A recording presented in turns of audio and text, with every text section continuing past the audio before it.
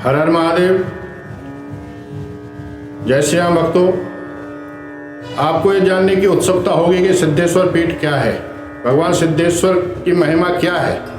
मैं आपको थोड़ा पीछे पौराणिक इतिहास की ओर ले चलता हूँ। आपने द्रोणाचार्य का नाम सुना होगा, जो कौरवों पांडवों के गुरु थे।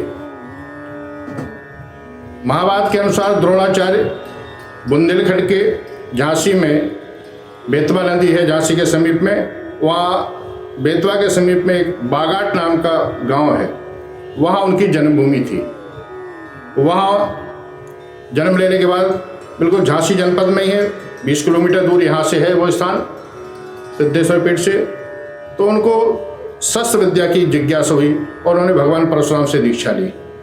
परशुराम जी से दीक्षा लेकर के उन्होंने अपनी बेतवा नदी के इस पार बलवंत नाम का नगर एक बसाया, बलवंत नगर। उस बलवंत नगर में उन्होंने बड़ा गुरुकुल बनाया। उस शस्त्र विद्या के गुरुकुल की स्थापना की, जो बलवंत नगर गुरुकुल के नाम से कहलाई।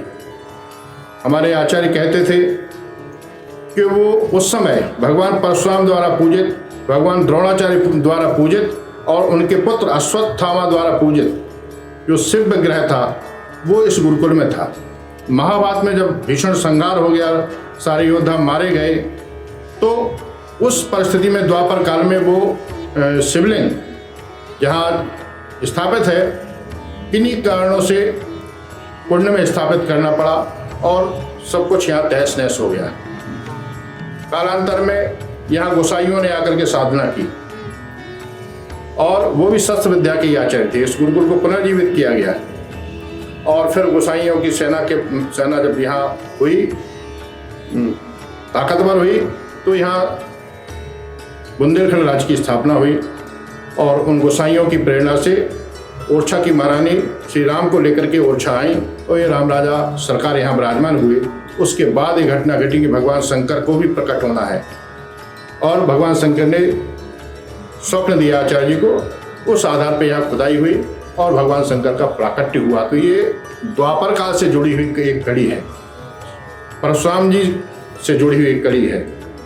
द्रोणाचार्य के द्वारा पूजित एक भगवान सिद्धेश्वर हैं, अश्वत्थामा द्वारा पूजित है भगवान सिद्धेश्वर हैं, इसीलिए इनकी महिमा बहुत है। आप जब इनके दर्शन करते हैं तो ये एक अलग तरह से इनका जो शिवलिंग है वो दूसरे किसी अद्भुत पाषाण से निर्मित है। उनकी जो जलहरी है वो दूसरे पाषाण की निर्मित है और वो पत्थर यहाँ प्राप्त भी नहीं होता।